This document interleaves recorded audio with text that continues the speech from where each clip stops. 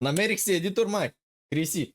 Роската ще ми става едитор, тук те даваме някакви съвети. Ау, едитора. Взимай го да ме научи мен, че ти не искаш. Взимай процент. А ти Професионална трябва курс работа, бе. да направиш, бе.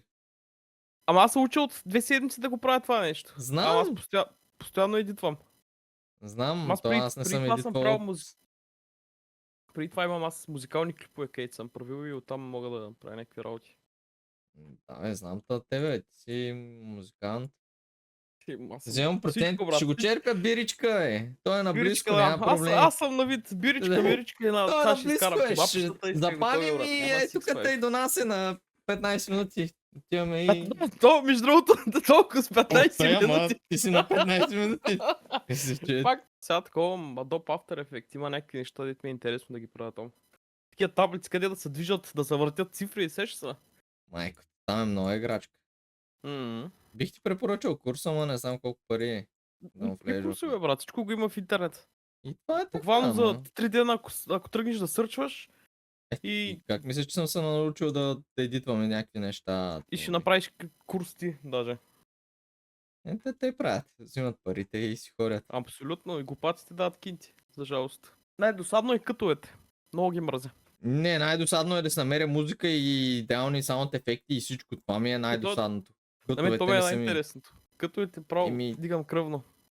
Трябва да си сложиш субтитри. Има един AI, който е безплатен до 30 минути, т.е. може да се ползва само за шортове. А Роска, знаеш ли го другото е? Гледай, примерно кефите на някаква музика и искаш да не умира, примерно, и си харесва този семпъл от музиката. Ето и на Ripple Edit Tool, на Bito, мисля, че беше. Да. Това с чертичките. Нали виждаш, да? Не знам камерата колко ме закрие.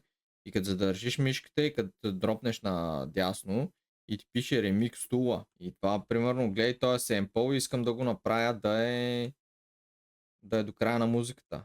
Правя така. Клипът се такова анализира и буквално го имаш това повторяемо. Аз си го правя през FL Studio. Аз мисля, че правиш през Studio. Нали, Adobe викаш, бе. Нали, ще ползваш After Effects. After Effects и Premiere Pro FL Studio. Няма смисъл през FL Studio. Той ти става много по-бързо. Иначе, между другото, много добре си и правиш клиповете. Гледах ти клиповете аз. Ресърчнах малко как се справяш. Това кефи. Много ма кефи да занимавам с малките детайли. Обаче, баси играчката, рече. Аз съм така, сещам се някакви неща в началото. Тук еди какво си мога да сложа. Кътвам. Примерно стигнал съм до тук тъй. Накътвал съм си. Викам, в началото сложих някакви неща. Аз мога да добавя и той. Едно видео отива един ден. Имам видеа, които общо часовете, обзето да. 12-15 часа. Може да правиш картинките с шенца да се мърдат като излязат. Имам 50 000 ефект. Съм голям ретард, само на крака ги правят тия неща. Че как така всичко на ръка? Ти си нормален. Ти стои ти отнема един ден. Брат, тези работи знаеш колко са такова. И те са безплатни неща. Играеш с тайминга. Ти си нормален. Нема ли аз да си играя с тайминга? Той отнема много време. Гледай сега, другото което е. Пресети. Пресетите са ти най-важните неща. Направил си, примерно, този шейк. И ти харесва как са такова. Идваш тук тъй и правиш сейв пресет. Направил си го едно, нали, ти си го правиш. И примерно за следващ клип правиш сейв пресет, пишеш му име, окей, и си ти. И ти идва и тук те в пресетите. Ма няма значение. Аз да отворя друга сесия, пак ще... Мърска ти ме разбиваш, брат.